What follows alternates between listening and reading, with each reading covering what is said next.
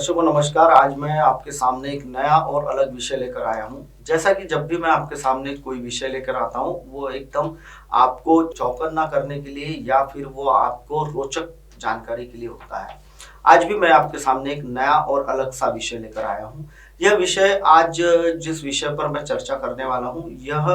खनिकर्म विभाग से रिलेटेड विषय है। महाराष्ट्र राज्य में लगभग पिछले 2 सालों से रेत के जो तस्करी के जो मामले हैं वो बढ़ते जा रहे हैं, क्योंकि रेत तस्करी जो कि महाराष्ट्र सरकार ने अब तक रेतियों के जो घाट होते हैं जहां से रेती का खनन किया जाता है, जहां से लोग रेत ले जाते हैं, वह अभी तक के नीलाम नहीं हो पाए हैं। नीलाम न होने की वजह से, घाटों का नीलामी न होने की वजह से वहां से अवैध तरीके से चोरने वाले जो लोग रेत माफिया कहलाते हैं वो लोगों की संख्या दिनों दिन बढ़ती जा रही है।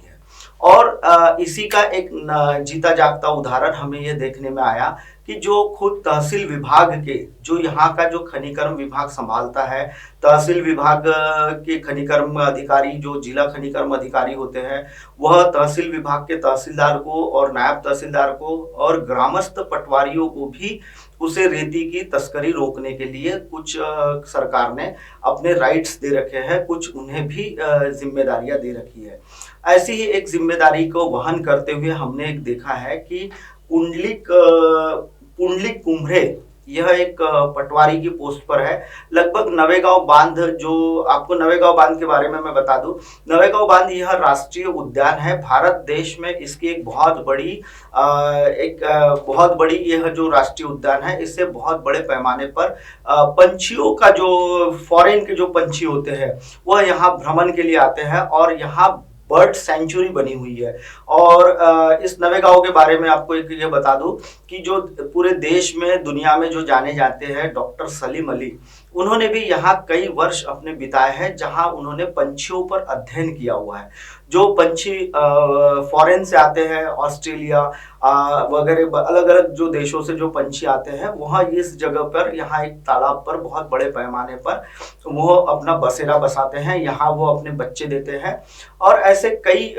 वजह से भी नवेगांव जाना जाता है। लेकिन ऐसे वर्ल्ड वाइज यानी जो एक सेंचुरी होती है, वो सेंचुरी के जो गांव है, वो गांव में भी रेती का जो उत्खनन होता है वो बड़े पैमाने पर होता है, तस्करी बड़े पैमाने पर हो रही है। अब यह जो पुंडलिक कुम्भरे करके जो तलाठी है, इन्होंने 2018 यानी 12 जनवरी 2018 में एक ट्रैक्टर को पकड़ा हुआ था। वह ट्रैक्टर को पकड़कर इन्होंने सीधे तौर पर उसे रेती की तस्करी के ट्रैक्टर को इन्होंने पुलिस स्टेशन में ले जाकर लगा दिया। लेकिन शाम होते होते, शाम ढलते ढलते हैं, यह पुंडलिक जो कुम्भरे करके जो तलाठी है, इसने बिना किसी तहसीलदार को सूचना दिए और बिना किसी भी तरीके की कोई भी सूचना किसी भी बड़े वरिष्ठ अधिकारी को दिए बगैर ही थाने में से, यानी नवेगांव बांध के जो थाना प्रभारी है उनके यहाँ से वह ट्रैक्टर को लेकर वह जो ट्रैक्टर मालिक है उसे वह उसी के सपुर्द कर दिया। अब जब मामले की कुछ सामाजिक कार्यकर्ता बोलिए या राइट टू इंफॉर्मेशन का जो उपयोग करने वाले कार्यकर्ता होते हैं, उन्होंने एक पड़ताल की। पड़ताल में कई चौंकाने वाले तथ्य सामने आए। उन्होंने राइट टू इंफॉर्मेशन में जानकारी पुलिस विभाग से मांगी कि भाई 12 जनवरी को जो ट्रैक्टर आपके यहाँ जमा किया गया था वह कौन से आदेश पर आपके यहाँ से ले गया गया। तो वहां से जब उनको आदेश की कोई कॉपी नहीं मिली और ये सारा जब यह मामला सामने सरकता गया, तहसील विभाग तक पहुंचा, तहसील विभाग से यह एसडीएम मैडम की तरफ पहुंचा, तो हाल ही में यानी लगभग ये 2 साल बाद यानी 2020 में, यानी पिछले ही महीने की तारीख इस पर दी गई है। शिल्पा सोनाले दंडाधिकारी करके यहाँ उप विभागीय दंडाधिकारी के तौर पर मुर्गा अर्जुनी केस में बैठते हैं। उन्होंने एक आदेश जारी किया जिसमें उन्होंने 3 मुद्दों पर यह पूरे मामले को रफा दफा कर दिया। पहला मुद्दा उन्होंने दिया था कि श्री पुंडलिक कुम्भरे तलाठी नवेगांव, इन्होंने अपने अधिकार क्षेत्र में अपनी नियम का उल्लंघन करते हुए अपने इसका दुरुपयोग किया पद का। उसके बाद उन्होंने लिखा कि पुंडलिक कुम्भरे तलाठी नवेगांव, इन्होंने महाराष्ट्र शासन के जो राज्य का जो ये होता है विभाग 4 के दिनांक 12 को तरतूद भंग कर दी गई है। यानी इन्होंने अपने जो उन पर जो रिस्ट्रिक्शन दिए गए हैं, जो रिस्ट्रिक्शन में उन्हें वो कार्रवाई करनी थी उसका भंग किया है, ऐसा उन्होंने 2 नंबर में लिखा है। 3 नंबर पर उन्होंने लिखा है कि पुंडलिक उमरे तलाठी नवेगांव बांध महाराष्ट्र नागरी सेवा जो सेवा होती है, जो सरकार की सेवा करने का, उसमें उन्होंने उसको गैर जिम्मेदार ठहराया हुआ है, जिसमें अधिनियम 1979 के तहत उनके ऊपर 5/3 अनुसार उन पर कायदे शिस्त की भंग करने की एक कार्रवाई का उन्होंने उल्लेख किया हुआ है। लेकिन जब हम यह पूरे मामले पर जब उप विभागीय दंडाधिकारी के पास हम पहुंचे, यह मामले पर आपने क्या कार्रवाई की, तो उन्होंने अपने सीधे तौर पर और साफ सहज लहजों में उन्होंने हमें बताया कि मैंने आदेश पारित कर दिया हुआ है और पुंडलिक कुम्भरे करके जो तलाठी है उसे मैं सौम्य रूप की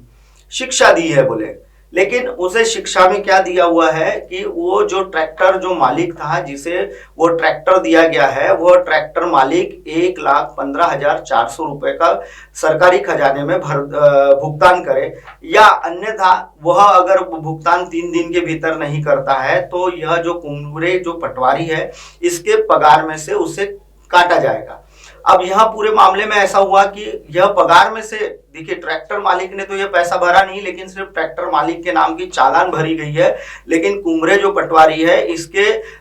जो पगार में से अगर उसकी कटौती होती और वहां से अगर यह कटौती होती तो इनकी सर्विस बुक में इनका प्रमोशन रुक जाता, बहुत सारी चीजें रुक जाती। तो पुंडलिक जो कुम्भरे करके पटवारी है इसने खुद अपने जेब से यह पैसा भरा हुआ है, यानी लगभग जब उसने अपने जेब से पैसा भरा हुआ है तो कहीं ना कहीं यहाँ एक बड़े पैमाने पर वो ट्रैक्टर मालिक की तरफ से इन्होंने भ्रष्टाचार की एक रकम ली हुई है।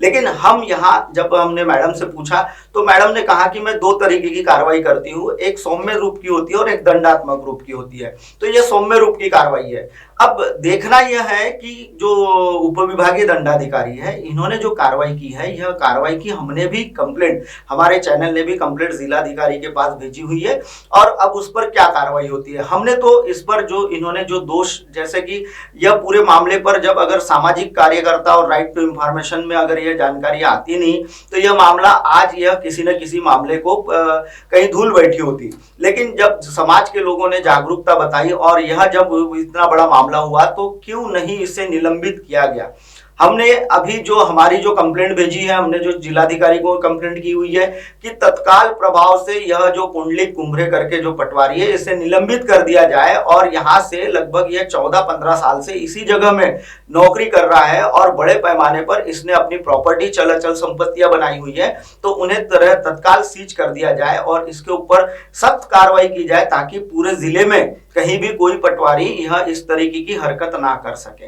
लेकिन अगर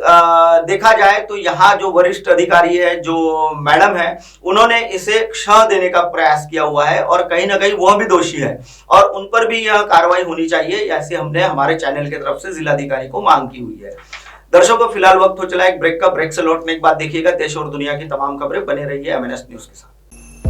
MNS न्यूज देखो, सोना चांदी जीतो। सोमवार से रविवार में बताए जाने वाले न्यूज में पूछे गए 3 सवाल का सही जवाब भेजें और सोना चांदी जीते। मोबाइल से WhatsApp नंबर पर अपना सही जवाब टाइप करें